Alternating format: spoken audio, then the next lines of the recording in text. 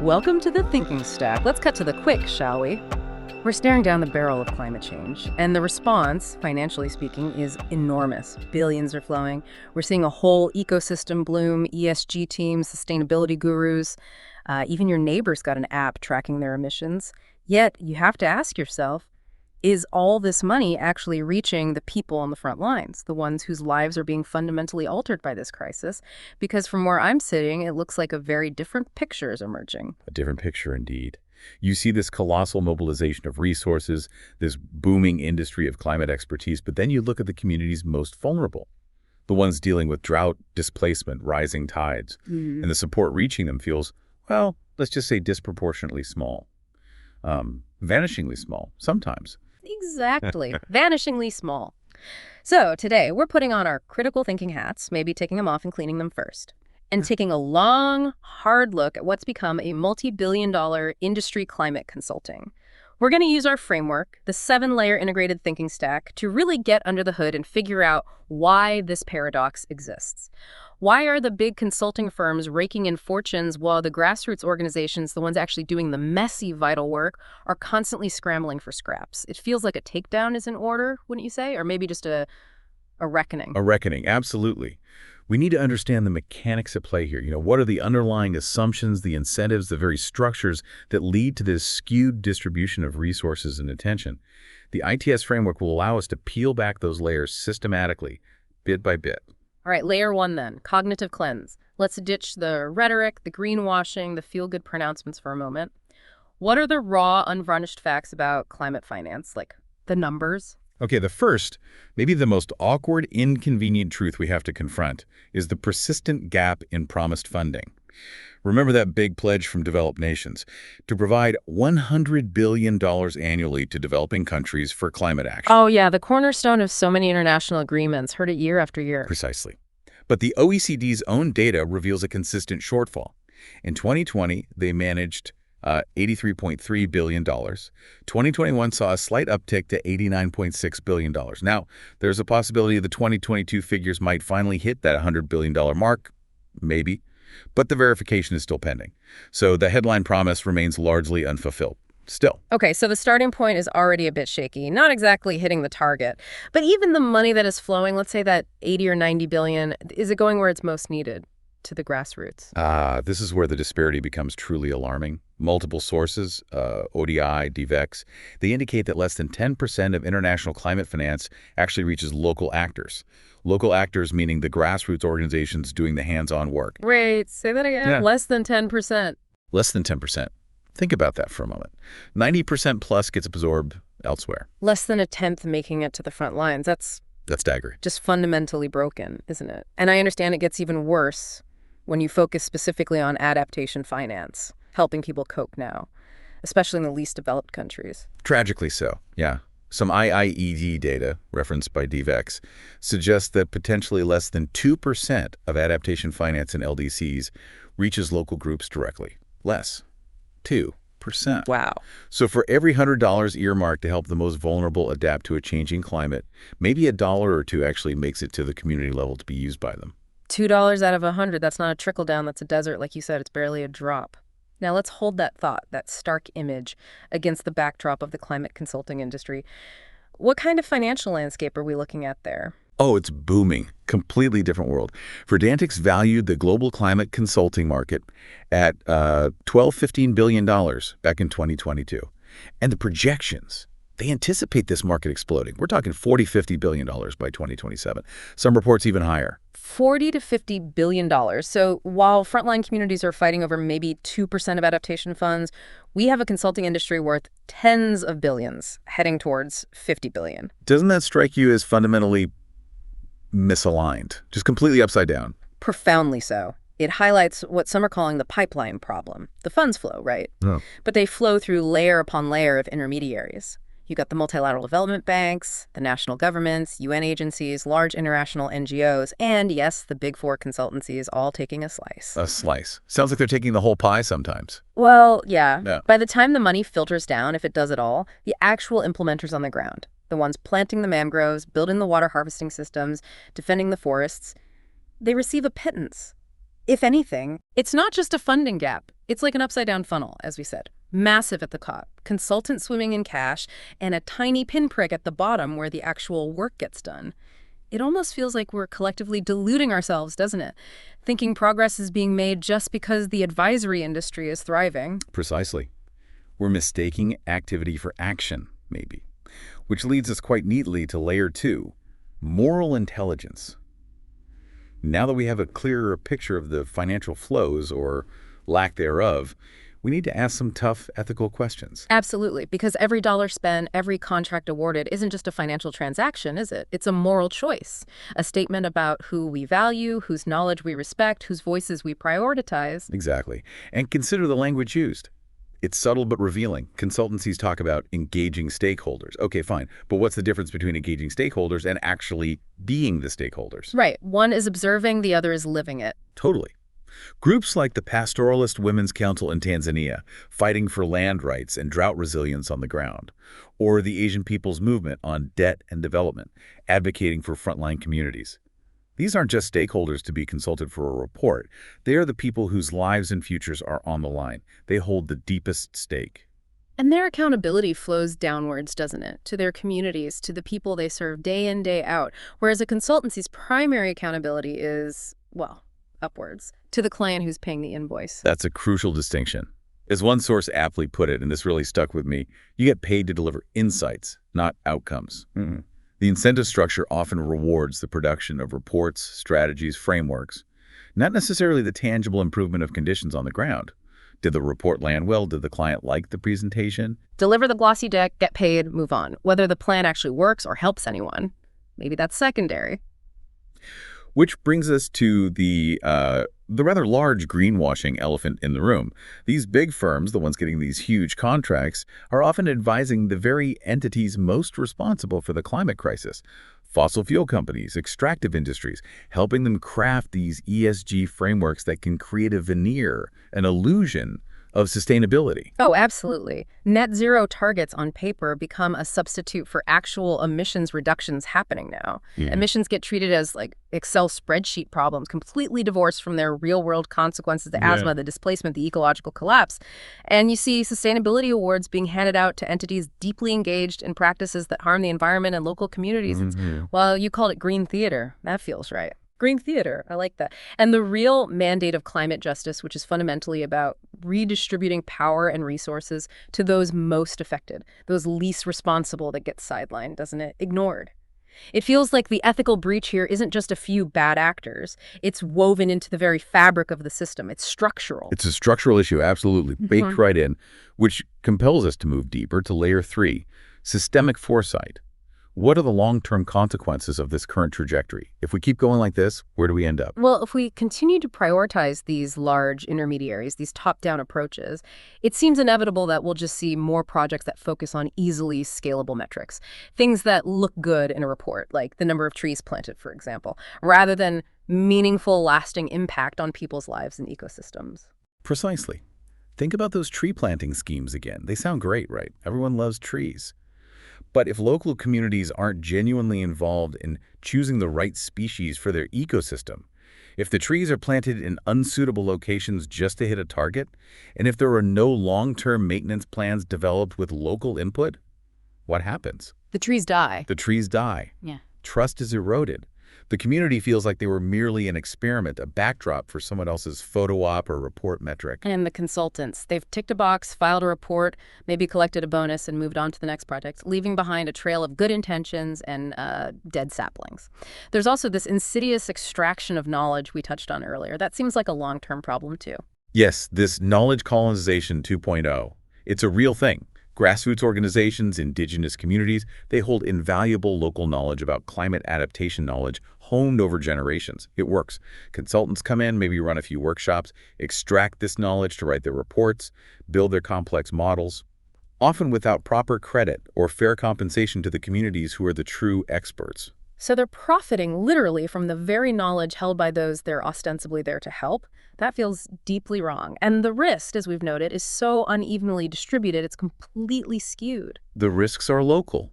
The rewards are global. That's a stark summary someone offered, and it rings true. Consultants deliver their reports and move on, insulated by contracts and distance from the long-term consequences if the project fails. The communities, however, bear the brunt: financial losses, environmental damage, maybe land conflicts, and definitely a deep erosion of trust that makes future initiatives, even good ones, much more challenging. The feedback loop is just completely broken, isn't it? Delivery, the act of producing the report or the plan, is rewarded over durability, over whether the thing actually works and lasts and helps people survive. Exactly. And ironically, this can lead to donor fatigue. Donors see projects fail, they see money not reaching the ground, and they get wary. And communities become skeptical towards any external intervention, even well-meaning grassroots efforts. They've seen these shiny projects come and go, leaving little behind. Meanwhile, while consultancy operations scale up exponentially, their revenues skyrocket. What's not scaling up at the same pace is the actual capacity of these vulnerable communities to survive and thrive in a changing climate. Spot on. We're optimizing for strategy continuity, not human continuity. That's a sobering thought, isn't it? Are we building resilient reports or resilient communities? Now let's shift our focus inward a bit to layer 4, embodied insight. What are the fundamental differences in how consultancies and grassroots organizations operate in their very culture, their nervous systems? Right. This is about moving beyond the spreadsheets and the frameworks and understanding the lived realities, the feeling of it. For consultancies, the work is often built on abstraction, isn't it? On rational analysis, on maintaining a certain professional, emotional detachment. Climate change becomes a technical problem to be managed, a risk to be assessed, and the focus is on control, predictability, managing complexity through models. Think of their operational culture. Often hierarchical structures, standardized methodologies, SWOT analyses, PowerPoint presentations delivered in air-conditioned boardrooms, everything neat, tidy, manageable. Compare that to a grassroots organization. They are in it, as you said. They are living the crisis every single day. Their decision-making isn't just data-driven. It's infused with lived experience, with an immediate sense of urgency, sometimes desperation. They are wired for crisis and response because they have to be. Their resilience isn't theoretical, it's existential. It's about getting through the next flood, the next drought, the next harvest failure. Precisely. Consultants often zoom out for clarity, seeking the strategic, bird's-eye view. Makes sense for them. Locals have to zoom in for action, dealing with the immediate, tangible impacts right in front of them. Climate consulting is built for air conditioning. Climate resilience is built in mud.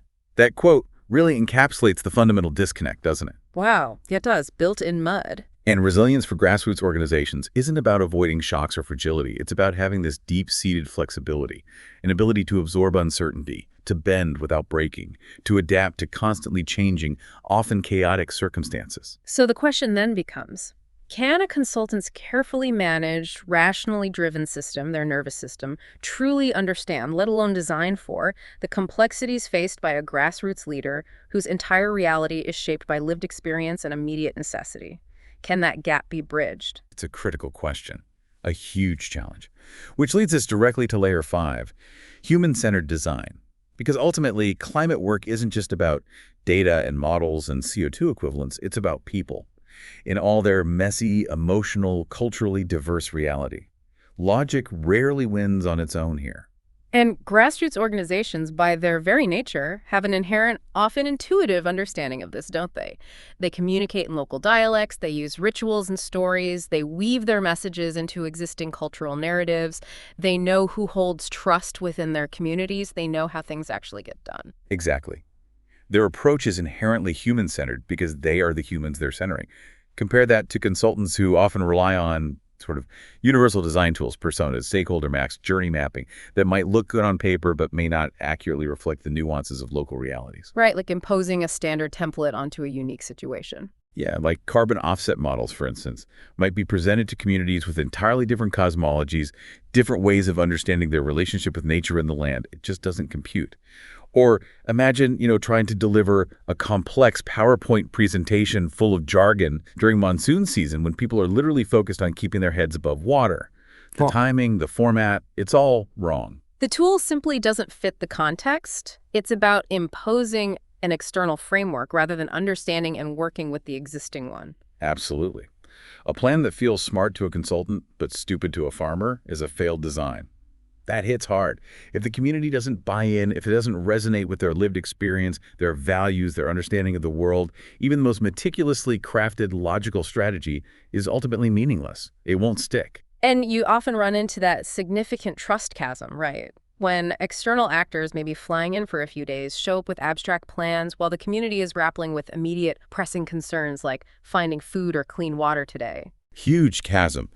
And we often see, connected to this, a profound undervaluing, even an extraction, of ancestral technologies and local practices. Things that have worked for centuries but don't look modern enough. Exactly. Indigenous fire management practices, traditional rainwater harvesting techniques, local seed-saving networks.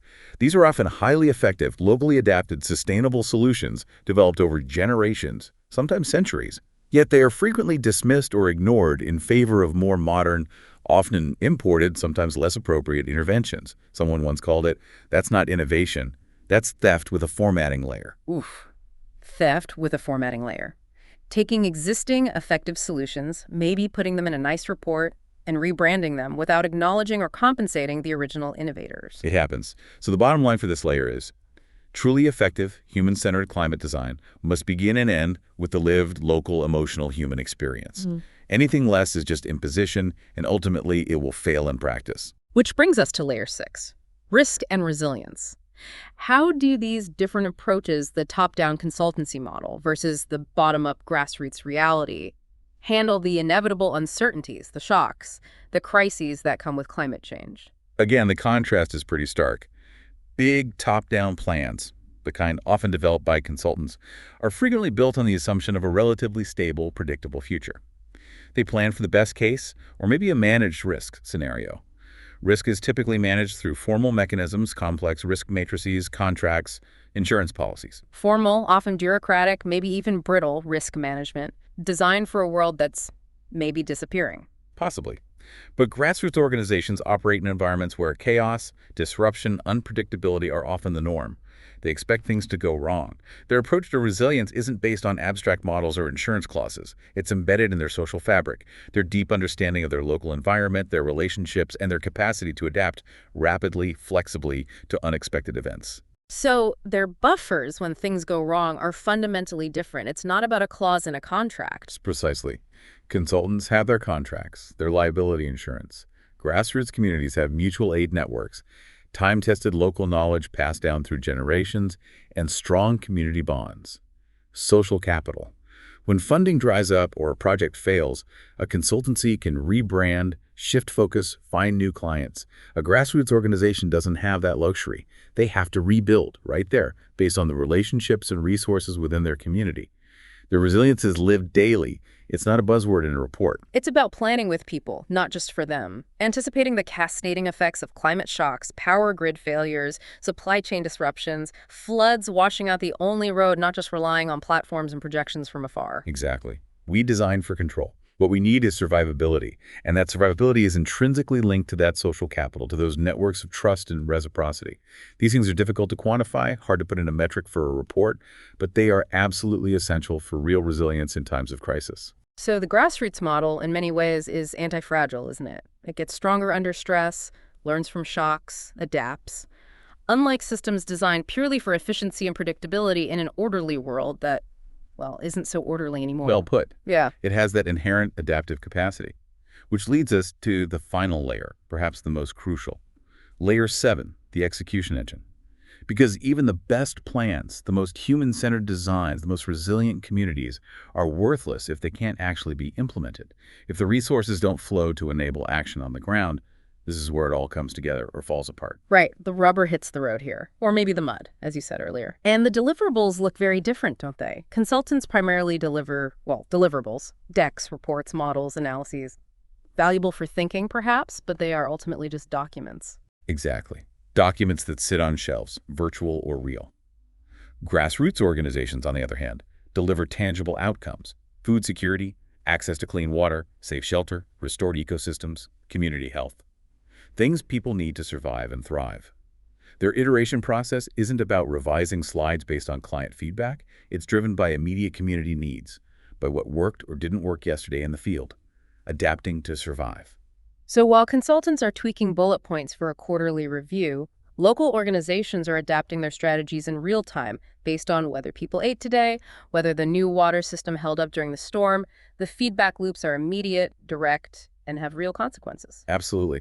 And there's a profound tragedy in a system that, as we've seen, overwhelmingly prioritizes funding the planners, the advisors, over the actual builders, the implementers. It leads to these meticulously crafted strategies, costing millions perhaps, that simply wither and die the moment they come into contact with the messy realities on the ground because the execution engine wasn't funded or trusted. So what's the takeaway for execution? What needs to happen? Real execution means resourcing those who are already delivering under immense pressure. It means funding grassroots organizations directly, substantially, and flexibly. It means redesigning funding mechanisms and contracts to support long-term stewardship, not just short-term project deliverables. It means valuing lived experience as genuine expertise. It means co-creating solutions from day zero, valuing iteration and adaptation over rigid adherence to initial plans. It means fundamentally shifting the center of gravity from remote advisors to where the outcomes actually need to stick. Because resilience comes from action, from doing, not just from white papers and strategic frameworks. Exactly. While global consultants model resilience, local communities embody it. We need to fund the embodiment, not just the modeling. Okay, so looking across all 7 layers of the stack, from the cognitive cleanse all the way to the execution engine, the picture that emerges is, well, it's quite stark, isn't it?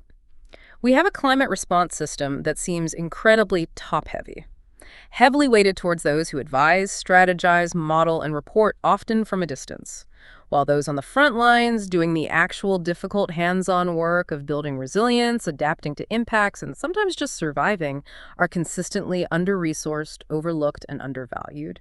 A system where proximity to power and funding streams often trumps proximity to the actual problems and, crucially, most relevant solutions. You see these individuals and organizations on the front lines.